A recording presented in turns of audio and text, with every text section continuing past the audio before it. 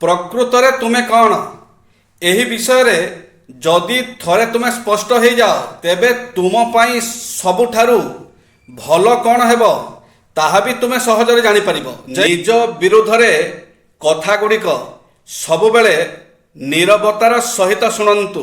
ଜବାବ ଦେବାର କାମଟି ସମୟ କରିଦେବ। କୈଳାସ ସତ୍ୟାର୍ଥୀ କହିଥିଲେ, ମୁଁ କେବେ ମନ୍ଦିର ଯାଏ ନାହିଁ, କିନ୍ତୁ ଯେତେବେଳେ ଗୋଟିଏ ଛୋଟ ପିଲାକୁ ଦେଖେ ତା ଭିତରେ ମୁଁ ଭଗବାନଙ୍କୁ ଦେଖେ। କାହା ପାଇଁ କେତେ ଇମ୍ପୋର୍ଟାଣ୍ଟ ସେ କଥା ତ ମୁଁ ଜାଣିନି, କିନ୍ତୁ ମୋ ଲାଇଫରେ ଯେଉଁ ସାଙ୍ଗମାନେ ଅଛନ୍ତି ସେମାନେ ମୋ ପାଇଁ ଇମ୍ପୋର୍ଟାଣ୍ଟ। ଧନୀ ପୁଅ ଖୋଜିବା ଚକ୍କରରେ ବେଳେବେଳେ ବାପା ମା ନିଜ ଝିଅକୁ ଜଣେ ଏମିତି ଚରିତ୍ର ସହ ବାନ୍ଧି ଦିଅନ୍ତି ଯେ ବିଚାରୀ ଝିଅ ସାରା ଜୀବନ ଖେଳନା ହିଁ ରହିଯାଏ। ଗଣତନ୍ତ୍ରର ମୂଳଦୁଆକୁ ଦୃଢ଼ କରିବାକୁ ହେଲେ ଆମକୁ ଆଇନର ସମ୍ମାନ କରିବାକୁ ପଡ଼ିବ। ଜୟ ଶ୍ରୀ ଜଗନ୍ନାଥ।